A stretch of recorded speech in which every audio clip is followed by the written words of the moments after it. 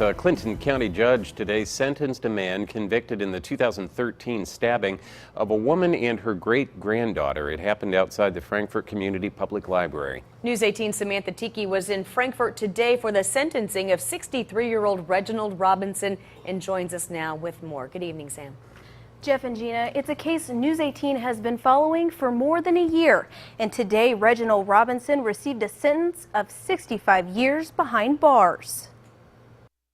This is sort of just the end of one chapter. The end of a chapter that began on November 8th, 2013. It was on that day Reginald Robinson attacked 72-year-old Gladys Brewer and her 4-year-old great-granddaughter Madden Lanham with a screwdriver outside the Frankfort Public Library. Lanham was stabbed in the face 15 times and lost the sight in one of her eyes. Brewer was stabbed several times in the back and head.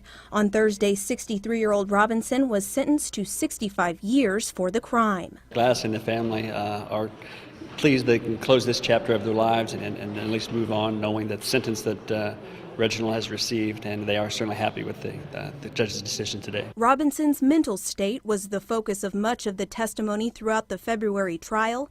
After a diagnosis of schizophrenia and obsessive-compulsive disorder, the defense asked the jury to find Robinson not guilty by means of insanity. However, Robinson was found guilty but mentally ill on all 8 charges he faced, including 2 counts of attempted murder. His attorney, Mike Trammell, says he wanted the judge to take his nonviolent past into account before making a decision. Mr. Robinson had no prior criminal history whatsoever. He was 62 at the time of the offense. He'd never been arrested or charged with any offense.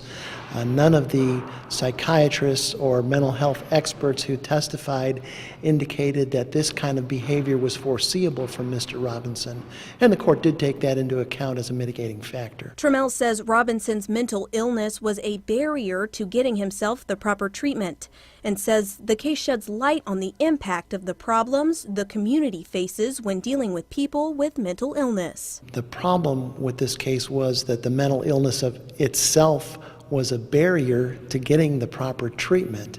And sometimes people who suffer from the mental illness just have a hard time accepting the help or availing themselves of the help that they need. Proper treatment that Trammell says may have changed the outcome for Brewer and her great-granddaughter. So do you feel if Mr. Robinson would have been getting the treatment or sticking to the treatment that he needed, that we wouldn't be here today?